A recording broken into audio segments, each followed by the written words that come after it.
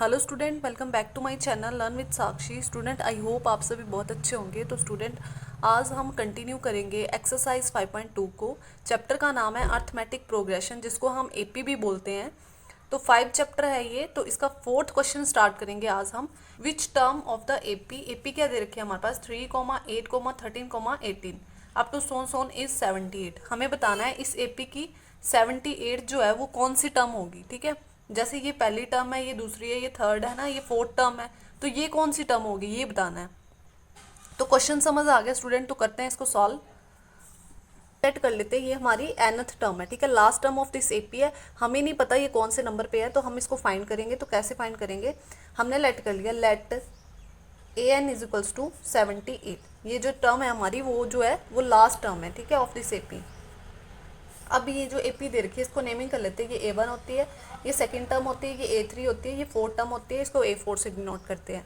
अब हमें स्टूडेंट क्या करना है, यहाँ पे एक फॉर्मूला यूज करना है। क्या nth टर्म निकालने का क्या फॉर्मूला होता है, an is equals to a plus n minus 1 into D. ये फॉर्मूला आप सभी को आता है। ठीक है, अब यहाँ पे स्टूडेंट इस फॉर्मूला में क्या क्या चाहिए हमें, एक तो an की वैल्यू चाहिए, a की वैल्यू चाहिए, d की वैल्यू चाहिए। तो इस एपी में a की वैल्यू क्या है, a की वैल्यू है हमारे पास 3, तो ये आ गया a हमारे पास।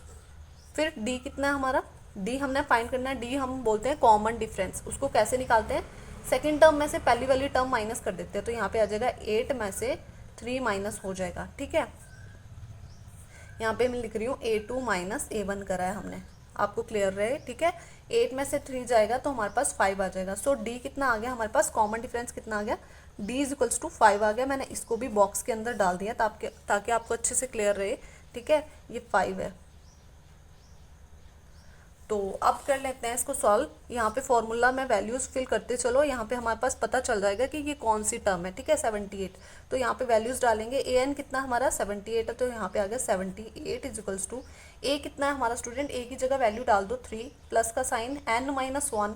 n नहीं पता हमें कौन से नंबर पे है ये टर्म, d कितना हमारा 5 है, तो मैंने 5 लिख दिया।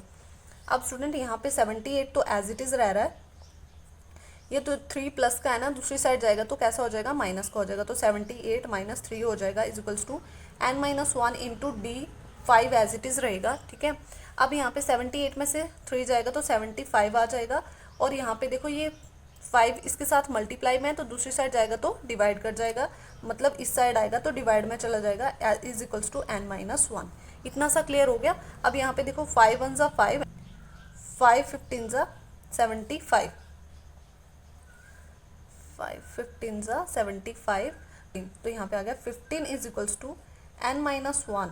ठीक है, अब यहाँ पे हमें क्या निकालना है, n की वैल्यू निकालनी है। तो ये जो n है ना, इसको अकेला करने के लिए ये माइनस का 1 है, इस साइड आएगा तो प्लस का 1 आ जाएगा। तो यहाँ पे आ जाएगा 15 plus 1 is equals to n। So this implies that n is equals to कितना हो जाएगा, 16 हो जाएगा। इसका मतलब ये जो हमारी 78 है ना, ये 78 कौन से नंबर पे होगा, 16th नंबर पे होगा, ये हमारी 16th टर्म होगी। ठीक है, तो यहाँ पे हम लिख देते हैं, सो 78 is the 16th term of this AP.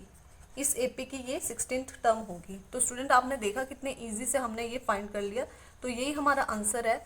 I hope आपको ये क्वेश्चन अच्छे से क्लियर हो गया है।